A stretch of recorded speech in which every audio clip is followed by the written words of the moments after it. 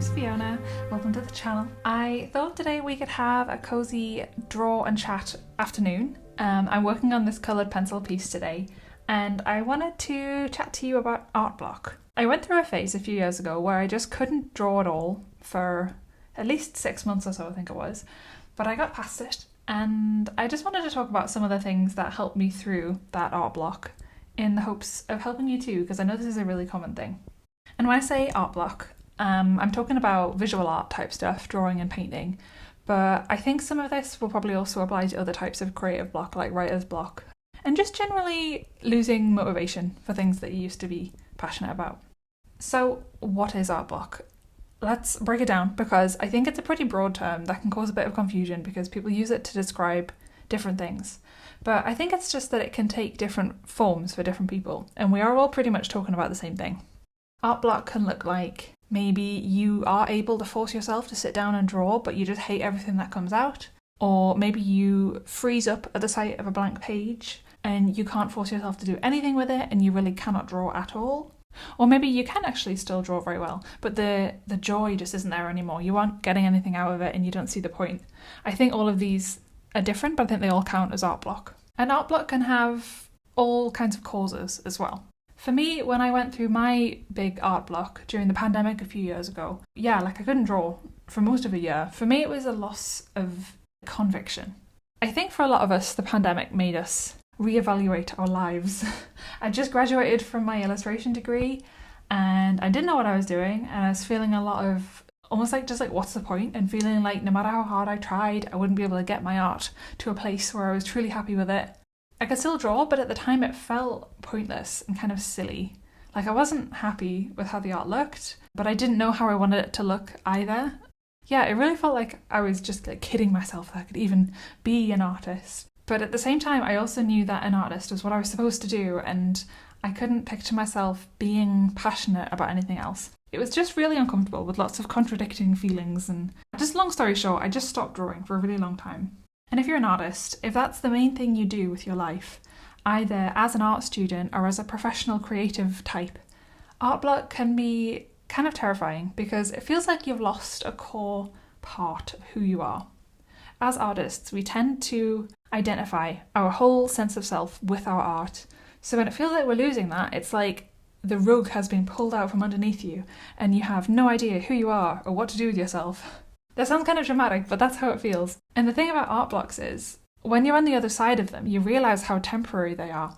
But when you're in the middle of one, it feels like it might be forever and you'll never be able to draw again. So if that's where you are, I feel for you, I've been there, and come out the other side, and I promise it's not forever. It might be a long while, but it's not forever. For some people, art block is caused by exhaustion and burnout, like from the workloads of art college or from trying to fit art in around another job. And for some people, it's just a perfectionism that becomes kind of paralysing. Art block can also come from something external to the art, like maybe you have some really stressful circumstances in another part of your life that's preventing you from being able to concentrate on drawing. So because there are so many different types of art block and different causes, I'm going to share a couple different solutions as well as talking about what worked for me, because art block comes in all shapes and sizes and the art block cure is going to be different from person to person. So my first suggestion is just to give yourself a bit of a rest. For me, my massive art block came directly after trying to complete an Inktober art challenge whilst also moving house and looking after, my dog was a tiny puppy at the time, with all the work that comes with that. I've made a separate video about how I don't think art challenges are good for you. They are a burnout generator. But anyway, I think it's good to just try not to force it and just stop drawing for a little while if that's what you need to do.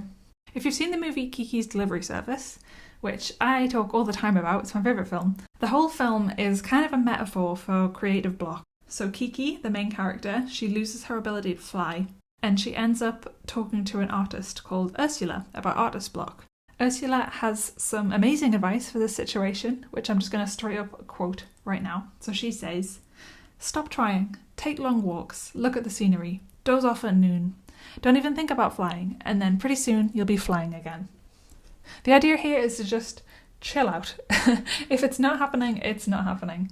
This especially applies if art isn't your career or if you don't have, like art school project deadlines, if it's just meant to be fun for you. You might love your art, but there's so much more to your life. There are so many other enjoyable things to do and so many other things that are worthwhile about you as a person. The key point is that you aren't giving up here. You're resting a muscle that you might have been overworking. Taking a step back for a bit also gives you a sense of perspective, which I think that space is good for zooming out and really looking big picture at your art career or wherever it is that you're heading with your art. And you can reevaluate if needs be. And while you take this time away from drawing, you can use it to fill up your creative cup again. Spend time in nature, go to a museum, do some baking, something that is inspiring to you. There's a great book called The Artist's Way by Julia Cameron. And one of the things it talks about is taking yourself on an artist date. That's meant to be a solo expedition to just go and do something interesting and inspiring and fun and creativity fueling. It's about replenishing your inner source of ideas. When I think back to when I was really struggling with this, the memory that sticks in my head as the turning point of when it was starting to get better was when me and my husband went to go stay in a log cabin in the woods for a week for like a little trip away. It was Kielder Forest in Northumberland. And we just spent days on end walking and hiking and walking all day long, all over the forest and around the lake. We saw so many beautiful sights and so much wildlife, and when we got back to the cabin at the end of each day, we were just pleasantly exhausted and sat and drank tea, and it was just so cosy. It felt really just like healing and right and good. I packed my sketchbook, not really intending to draw, but as a just in case type of thing. But then, after a few days out in the woods, I found I just wanted to start recording the things we'd seen and we'd done. So I did. I drew the cabin, the plants, some sheep, a snake that we saw on the trails. I just wanted to remember it all, so I drew it.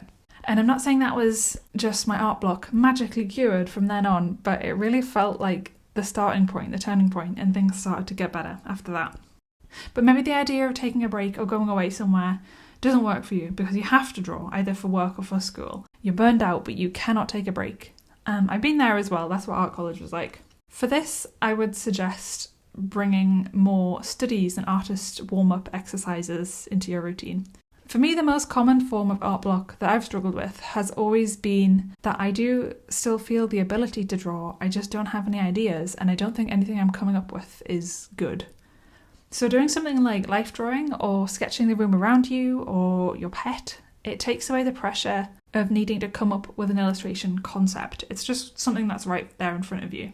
Another good thing to do is break down whatever big project you have into very tiny little goals. Like, just tell yourself all you have to do is draw for 10 minutes and set a timer. Tell yourself 10 minutes is all you have to do. It is much easier to convince yourself to sit down and just do 10 minutes compared to staring at whatever vast project you have ahead of you and just thinking, oh my god, it's too terrifying and I'll never be able to do it. But when it's just 10 minutes, you can think, even if I'm hating this and it's like pulling teeth, I've just got 9 minutes left, I've just got 8 minutes left. And then at the end of those 10 minutes, if it's still not happening, you can accept that it's not happening, at least not right now. And you can go do something else for a bit. And you really know that you tried. But honestly, usually when I do this, I find that by the end of the 10 minutes, I've actually hit some kind of flow and I want to keep going anyway. Yeah, you've got to just play mind games with yourself sometimes. The Pomodoro method is a good variation on this as well, where you do 25 minutes work and then 5 minutes rest and then just repeat over and over. I actually made a whole video about art productivity tips. I'll link that in case it's helpful. I also really suggest trying to get into a drawing routine. One of the things that helped me get back into drawing was starting up a daily drawing journal practice. I didn't really treat this as an art challenge like Inktober or whatever. It really was very casual, but I just started trying to build a routine of drawing a journal page every single day. I did this with absolutely zero intention of ever showing anyone. It didn't have to be good or impressive at all, although in the end I did really like some of the pages and I did end up sharing them on Instagram afterwards. This was during the pandemic, so we were stuck indoors, everything was closed, all the days were the same, I had nothing to do. So I decided to start spending half an hour or so every evening just doodling whatever I'd done that day. Even if it was just hanging the laundry out or doing some cooking, it was just nice to have a record as time progressed. And this took away the pressure of trying to come up with cool illustration concepts. The illustration subject was already there in that I was just drawing what I'd done that day. I'd finish a page in one sitting and then the next day just turn over and start a brand new page. So if I didn't like one page, I didn't have to look at it ever again. I didn't at any point go back through the previous pages and, have anxiety over them and tweak them and improve them. I just started fresh on a new one every day. But your routine doesn't necessarily have to look like that. Some people like getting up early and spending half an hour in their sketchbooks on a morning with a cup of coffee before the world wakes up. Or it could be something like maybe you find like a life drawing class or an urban sketches group or something in your city and you decide you're going to go to it every single week. Yeah, having a routine can look like whatever you want. I also find just getting a change of scenery really helps me as well. So go sit in a coffee shop or a park or a library and sit and draw there. This is really good for those art blocks where you know what you're supposed to be doing. You already have the inspiration or the project in mind and you know exactly what you need to do, but you just can't seem to sit down and make yourself do it. The procrastination type of art block. I always find I'm bizarrely productive when I sit in a Starbucks or somewhere. I don't know why. I don't even think it's just the caffeine. Like, for example, if I have a few hours of video editing to do, I can get it done in half the time if I go sit in a cafe. I don't know why. It's like magic. I think it's to do with intention. If you tell yourself, I'm going to go work in this coffee shop, and then you pack your bag and you get up and go out the house with that intention, once you get there, it feels silly not to do it. Like, why did I come all the way here and pay for a coffee just to sit and procrastinate? And it just makes you do the work.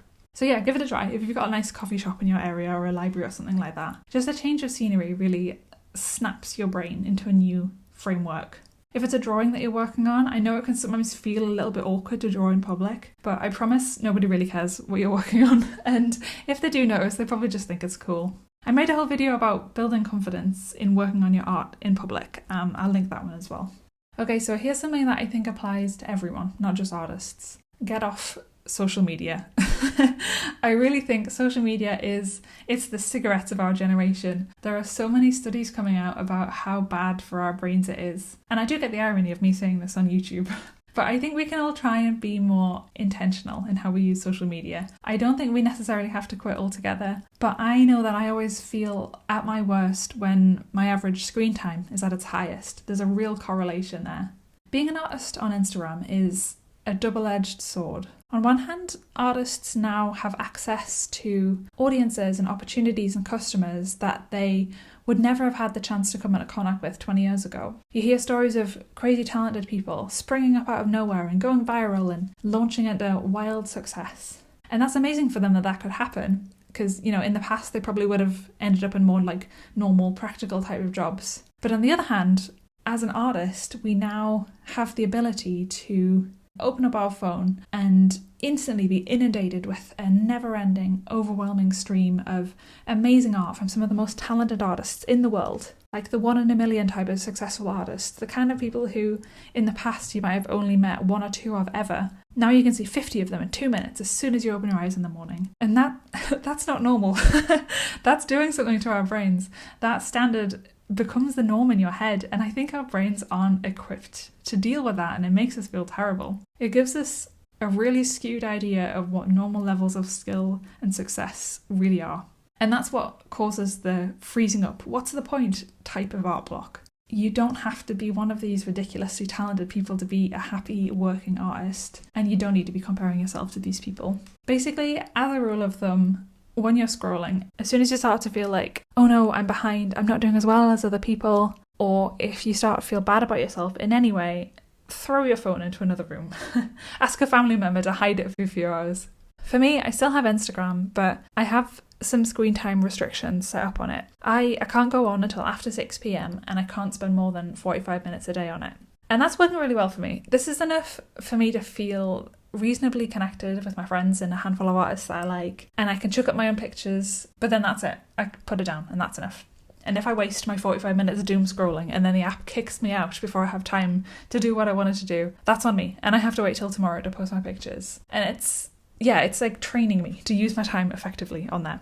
I use an app called Opal to block my screen time, but there's a few different ones that you can look up. Anyway, back to art block. Another thing you could do is try a different form of art making for a bit. When I was going through my big art block a few years ago, I got really into crochet. It was like my brain still wanted to be creative on some level, and it just came out in another way. I've never done crochet in any kind of professional way, and I've never intended to, so that pressure of this needs to be good enough for me to make money off of, it just didn't exist. I think there's always transferable skills across different art forms as well. Like obviously crochet isn't the same as drawing, but it does involve colour theory, planning out designs, fine motor skills with your fingers, and I think that all transferred back across when I started drawing again. So it doesn't have to be crochet. Some other suggestions could be things like writing poetry, writing a journal, knitting, embroidery, collage, sculpture, pottery. There's loads of different things you could try. So the last thing I want to say is just remember that your art, it doesn't have to be good. It just has to make you happy. You don't owe good art to anyone. What even is good art anyway? Like, what does that even mean? If you want to spend 20 minutes drawing something absolutely abysmal just to amuse yourself and then just rip it up and burn it afterwards, that is your right. I think one of the common causes of art block is when people get frustrated with the gap between their own skill level and their expectations, where they want to be. Because the way it works is, as your skill level improves, your standards for yourself constantly improve ahead of that, and they never quite meet in the middle. As you get better and better, the goalposts always shift. Even for the most amazing artists you can think of, your favourite artists, they're all still striving towards something. And in some ways this is a good thing, because if we were always just satisfied with the first thing we drew and just sat on our laurels, we'd never get into the really interesting, challenging art. But it's also a bad thing, because it can just feel like you're not really improving when really you are. It's just the ideal in your head is improving too. But the thing about improvement is that it's not smooth and linear. You're not just going to gradually improve by 5% every month. You're going to have a bunch of months of very little improvement and then one huge leapfrog when you finally get your head around some concept or really nail a technique or something like that. That's been my experience. And for me, these leapfrog improvements have really often come after an art block, like directly afterwards. I keep noticing this pattern. It's like in the time I've taken away from drawing, while I've been doing other things, my brain has been marinating in the background. It's been subconsciously working away. And then when I do feel ready to pick up a pencil again, something's different, something's easier, stuff just seems more possible. I think it's helpful to try and see your art block as like a boss battle or a leveling up in some way. And when you get to the other side of it, you'll be a better artist. Given the title of this video, if you've clicked on it, you probably are struggling with art block right now. So I just want you to know that this improvement or understanding is just over the horizon for you. You're nearly there. You will be back at it soon with a new perspective and motivation. Okay, I hope this was helpful to you in some way. Should I chat a bit about the art I've been working on in the background this whole time, maybe? So I've been wanting to do a full colour pencil artwork for a little while. I usually do either markers or gouache or digital art. I rarely do a full colour pencil thing. But lately I've been noticing that when I do digital art, I'm gravitating towards the coloured pencil type brushes within Procreate. So I thought, I might as well use the real thing for once. These are prismacolor pencils and I'm drawing on Bristol board. I've always liked using the night sky in my artwork. I like motifs of moons and stars. I like that dreamy feel. I like using a lot of deep blue, as you can see. I kind of made the choice here to deliberately not be too realistic or smooth with the rendering. I wanted the pencil texture to feel really organic, almost kind of scribbly. One of the things I really like about Prismacolors is that they're more waxy than other colour pencils, so they really lend themselves to this kind of texture, I think. They're very pastel-y. I think it gives quite a children's book type of feel. Anyway, I hope you like it, and I hope you liked this video. I've linked a couple other relevant ones in the description that I think might be helpful too. If you are in the art block trenches right now, you got this, it's not forever, and you're going to be a better artist on the other side of it. Thanks for watching, see you next time.